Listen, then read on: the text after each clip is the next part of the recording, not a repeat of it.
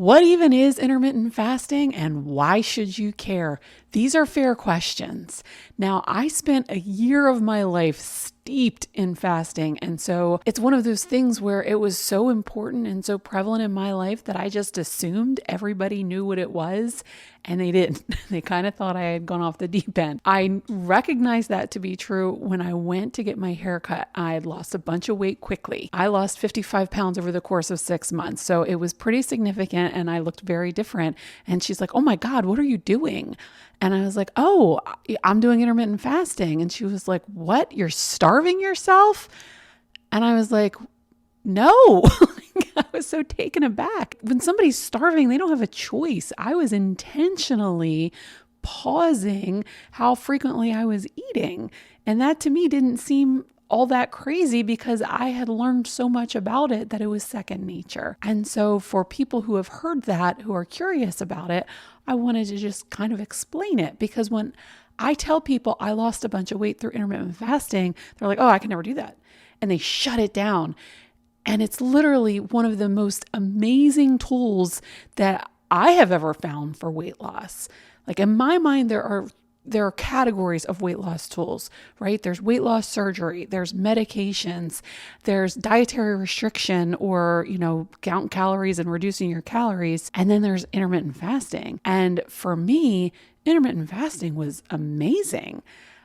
I didn't think that I'd be able to do something like that either. And then once I started and saw how effective it was, I was hooked. It was the first thing that had ever worked so well for me. So I'm going to tell you what it is. If you're new here, welcome. My name is Heather Schucker. I'm a nurse practitioner. I'm a primary care provider, although I'm not your primary care provider. So I am not here to give you medical advice. You should contact your own if you have any questions. I personally lost 80 pounds through low carb and intermittent fasting. I've been where you are, and I really want to help you get to where you want to go. So what is it? Really, it's the most basic thing ever. It's just pausing eating. And you do it every single day, right? Unless you're eating in your sleep, you fast every single day. From the time that you go to bed until you have breakfast, it's in the name, right? Break fast. Like that is just part of what it's like to be a human being. We don't eat constantly. We take breaks from eating. We fast automatically while we're sleeping. And intermittent fasting is just that. So why am I talking about something that we do every day naturally like it's some new thing? Well, it's not. It's not a new thing. It's something that we were evolutionarily designed to do, and human beings have been doing it for as long as there have been human beings, because we were not designed in environments of nonstop food abundance, right? It was way more likely that our lives were going to end because we didn't have enough food than that our lives were going to end prematurely because we have too much food, which is kind of what's happening now. The way it's supposed to work is that during times of abundance, we put on body fat, and then we've got that as backup for when there are times of less abundance, right? Come winter, then you have extra storage to make you through. And so then you can get to the other side. And our bodies can still do that. We're still very much capable of doing that. We just never do. So instead of burning off that storage during times when there's not as much food, we just keep adding more. And I'm assuming the reason you're listening to me is because you've got too much. And so one of the ways that we can get rid of our excess is to go back to what our ancestors would have had to do, which is to use it for fuel. Now, that's not starving yourself, because you do have food available. You can always eat when you want to. It is a choice to take those breaks, but they can be super powerful. Now, I think the reason people get so freaked out about fasting is because, at least I grew up watching like after school specials for people with like eating disorders. And they would show these like incredibly skinny girls that just wouldn't eat. And it was like a terrible, horrible thing. Oh, if you're fasting, you're starving yourself, and you have anorexia, you have an eating disorder, and that's bad. And that's very different from strategically using a tool to improve your health. That said, if you have an eating disorder, this is probably not a good weight loss strategy for you. But that is well beyond the scope of my channel. I'm merely talking about weight loss strategies that have been super effective for me so that other people know that they exist and can try them for themselves to see if it works for them too.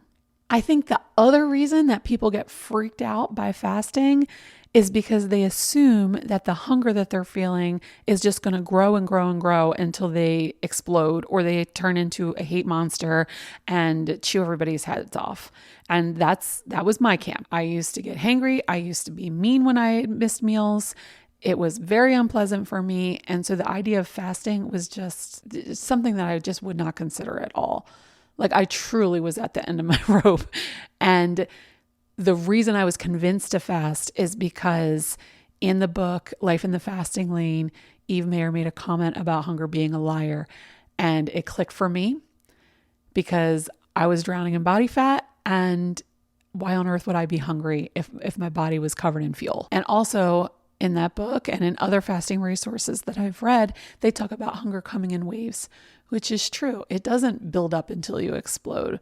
What evolutionary benefit would that be? If when we're hungry and most at risk of actually starving, if we don't go find food, what would the benefit be to have hunger that was so bad that you were non-functional, so bad that you were mean to your fellow hunt mates? No, you actually tend to get alertant senses and mental clarity and all these other great things when you're fasting because your body is like, we need this chick on point. She need to go find us some food pronto. And the reason that my hunger was so debilitating before I started intermittent fasting, while I was still eating a pretty high carbohydrate diet, is because I had insulin resistance. I was pre-diabetic, which means that my insulin was way too high, and high insulin makes you feel hungry. And so my hormones were actually working against me. Fasting is a great way to lower insulin. Insulin's a fat storage hormone. So if we decrease our hormone that's responsible for storing the fat, that gives our body the opportunity to tap into the fat stores that we have, right? Because the idea of our fat stores is that they need to be used for fuel.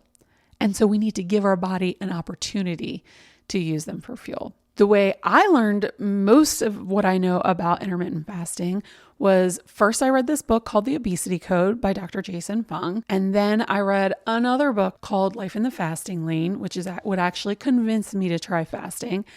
And then I tried to do it on my own. It was going really great until it wasn't anymore. And I decided I needed help and I needed a coach. So I joined the fasting method, which is a fasting community, hired a coach. And then as part of the community, you can also go to these like group coaching sessions. And honestly, that's what made the difference for me. I was puttering around on my own, inconsistent, trying to figure it out, very confused, overwhelmed, didn't know how to troubleshoot. And then I joined this community, and then all of a sudden there were people every week that were there doing the same thing as me. And I didn't feel alone and I didn't feel overwhelmed and I felt super supported. And I am convinced that that's what took me over the finish line because I tried to do it by myself. For 2 years, I tried to do it by myself. And I had a little bit of success. Like I lost like 25 pounds on my own, but it wasn't until I got in that community and it was like my success was lit on fire. Like it was crazy. But I don't think that I would have gotten there had I not had support. I think it was a crucial element to my success. They are not paying me to say that. I just love them and absolutely support the work that they are doing. It was life-changing for me. Highly recommend, 10 out of 10. So if fasting is something you're interested in, that's where I would send you. I'm still shocked at how quickly I was able to lose weight once I had a coach, once I was part of a community. As I've been creating content for this channel, as I've been spending all of my time thinking, what do people need to know about weight loss? Like, what are the key things? For me, I believe it is strategy and support. You need to know what to do and you need support to keep you doing it. Because you can have a perfect idea of what you're supposed to be doing, but if you don't do it, it doesn't work. And in my experience, people don't tend to do it on their own. I wanted it more than anything. And I was trying and trying and trying, but on my own, I wasn't nearly as successful as when I joined a community and hired a coach. Honestly, I can't think of a more impactful way. Like that is absolutely what worked for me. And so if I really want to help people, I'm starting to really be convinced that that's what I need to do for them, for you, maybe. So if we have an excess of body fat, we need to burn it for fuel, right? That's what it was there for. It needs to get used up. The problem is that our body thinks we really need it, and it really has to be convinced to let it go. Now, the standard advice for weight loss is calorie restriction. So what people are taught is to eat less every day, thereby creating a deficit. Thereby, your body will need to use the fat storage. And in the beginning, it does work, right? Most people go on a calorie restriction diet. They do lose weight. The problem is that weight loss stops. They plateau. And the reason is that your body acclimates to that new lower calorie intake. Your metabolism slows down because your body wants to protect you from famine. And it thinks, oh gosh, our food supply went down. We better conserve. We better, not grow our hair as thick, and we better not jiggle around as much, and we better lower our body temperature, right? We better do things to not spend as much energy because we don't have as much coming in.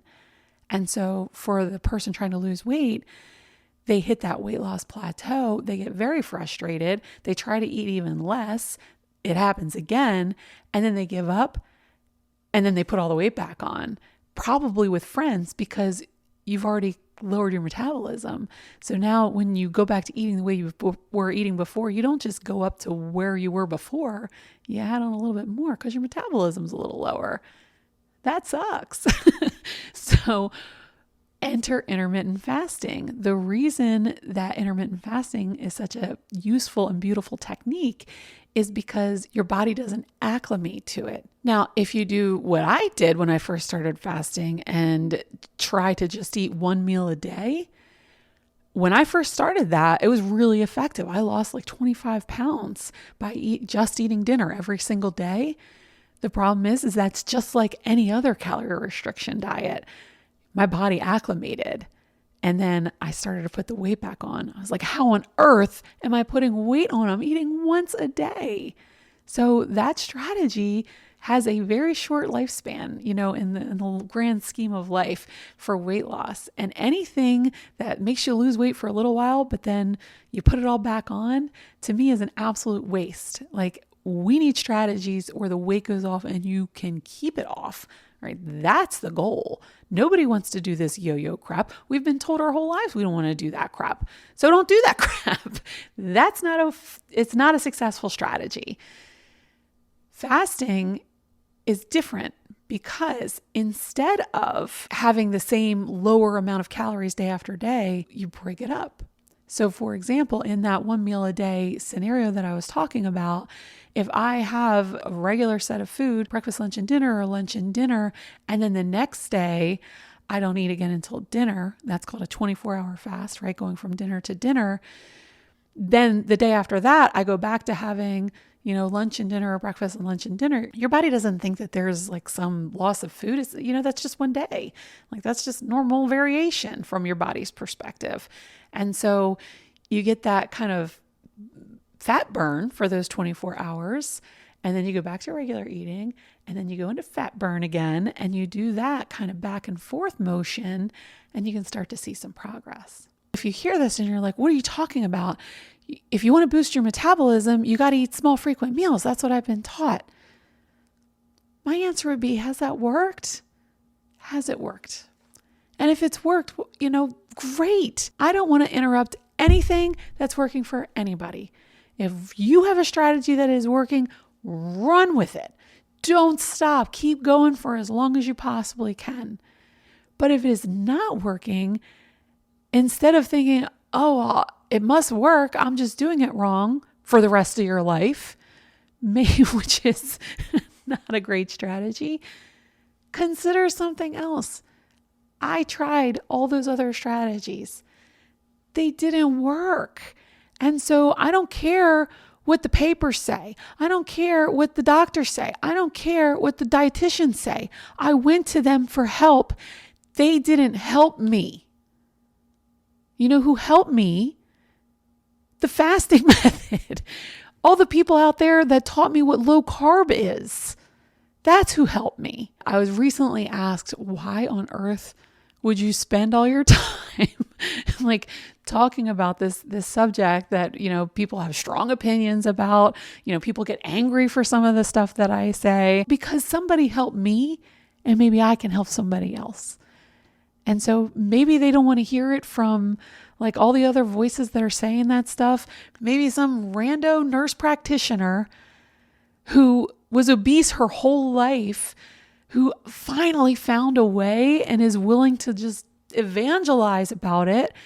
Maybe I can be convincing enough to say, hey, honey, I'm telling you, it might sound crazy, but the crazier option is to just keep doing what you're doing and keep getting what you're getting, which is not ideal, right? Because that's what I was getting, a whole lot of nothing.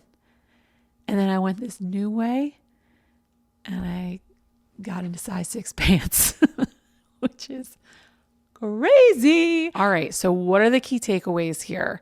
Number 1, if you have excess body fat, you need to give your body a compelling reason to tap into it. That's where intermittent fasting comes in.